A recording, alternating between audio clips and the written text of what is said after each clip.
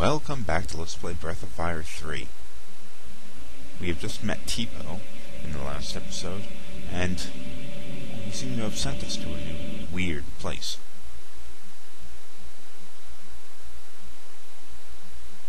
This is inside of Ryu's mind.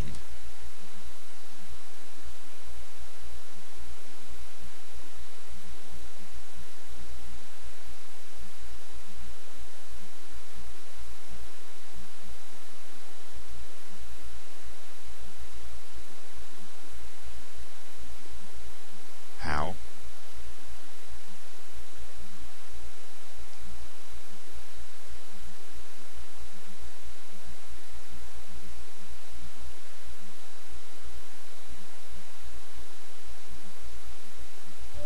Okay, this is a bit of probably one of the stranger dungeons and more frustrating dungeons because of how you have to find your way through.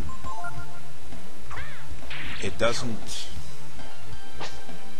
There's one particular part, which we're going to see in a few minutes, which drove me insane the first time I played through here, and I just couldn't wrap my mind around it.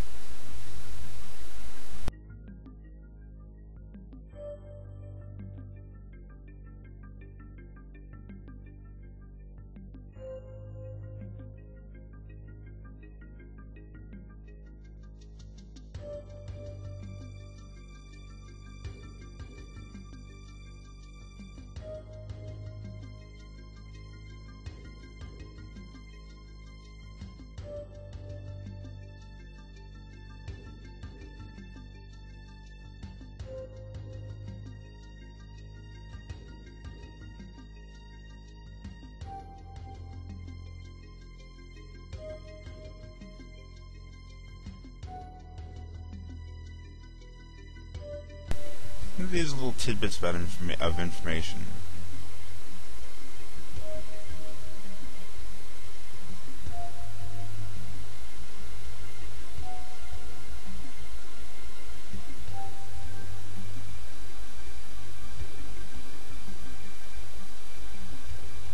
This is basically stuff we already knew. Remember back when... Don't go forward here because you'll just get thrown back. But this little tidbit of information we see about Nina and the other characters are going to get into, we sort of already knew this information. Remember back when they first crossed the sea, this stuff came out.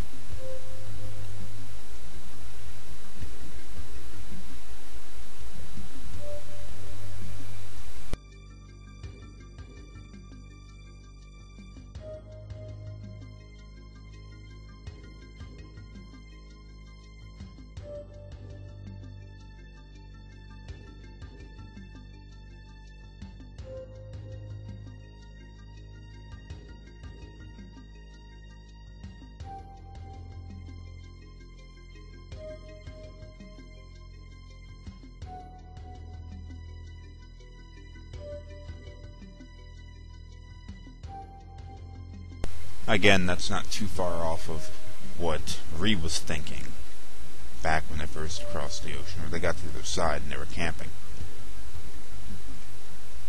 I guess you could say that this is the first time Ree was hearing of it, though. Okay, now here's the irritating part.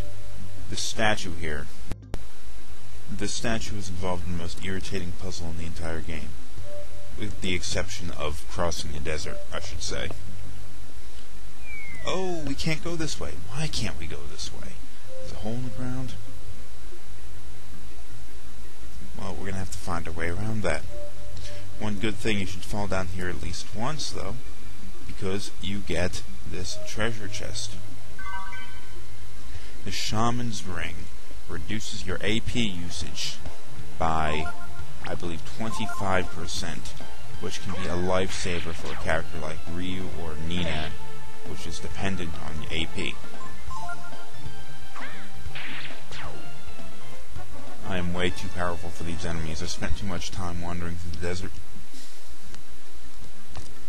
Okay, step into the swirling light, and you'll head back up, and now we're back on this level again.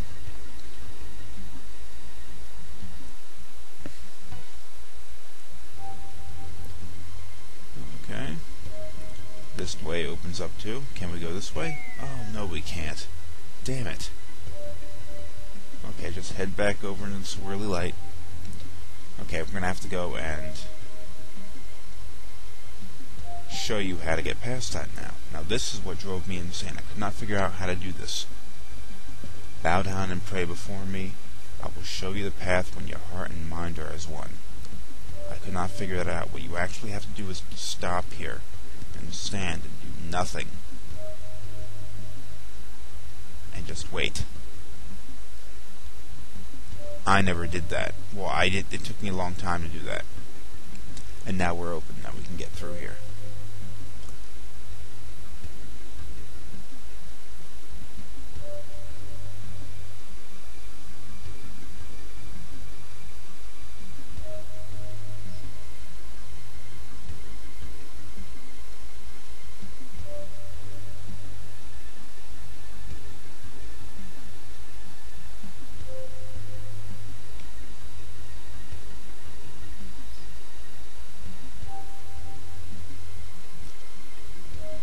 Of course, these characters aren't the most deep and complex characters in RPG history, but we are seeing a little more of their humanity coming through. And it's much of a more serious thing than it was before.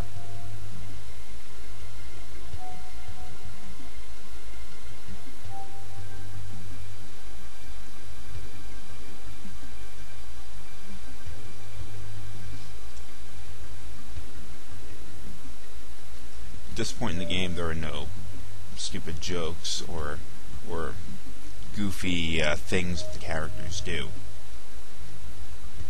Here is the next part of the dungeon. This is the part you'd actually probably have to worry about a little more than the other half, because in the first part we were wandering through and it was dark and you saw the spotlights lighting areas up and stuff. You could wander around there for the rest of your life and you'll be fine, because the save points around there will always restore you. But if you get lost here in the maze, which I guess is possible, then you're screwed, because there are no save points, there are no places to restore your abilities. You'll get whittled down and eventually die. So just don't hang around here for too long.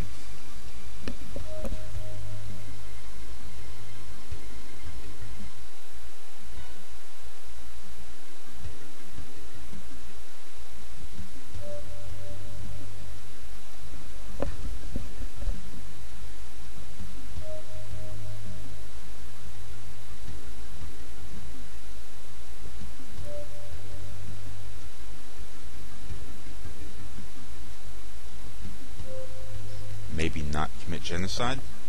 That would have been nice.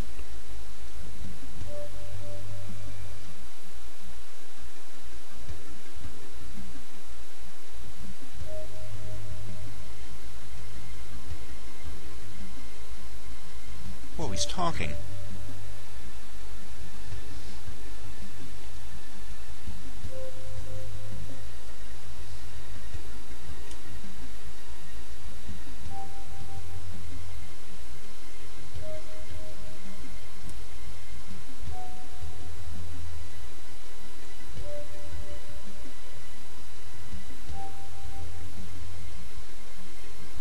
Now, isn't that something?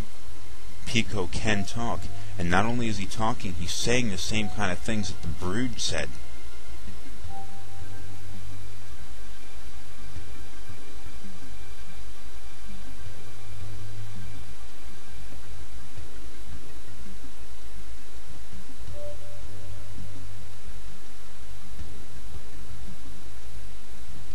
Huh?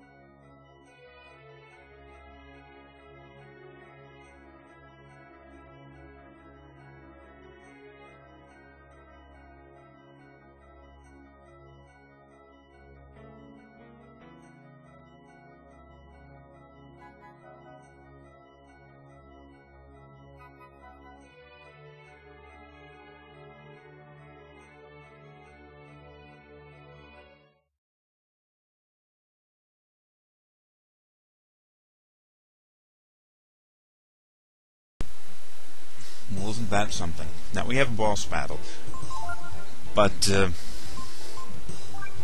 what just happened is a little more interesting than the battle itself. Ryu sees a vision of himself, and it's not really him, and I don't really think it's what was going on in his head. It was just an attempt from Teepo to dissuade Ryu from fighting the goddess Myria.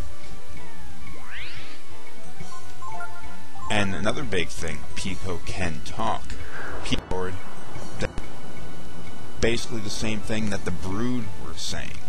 We want you to do something. Anything, but it is up to you to decide what to do. The Brood and Pico basically under the idea that it is up to Ryu, and his decision would be the right decision regardless of what he decides to do. So that's the thing. Is Ryu going to go and fight the goddess and attempt to kill her? Or is Ryu going to go and submit to her? Sort of become what Teepo is now, just her kind of like Patsy or whatever. Now, it appears as though immediately Ryu has not given in to that. He has not decided to become that because he's fighting it now. But the decision is still in the future, and we're going to have to make that later. See, that's how you fight this battle, right? And I'm going to split this up into 2 episodes, so tune in for the next one, and we'll confront Teepo about what just happened.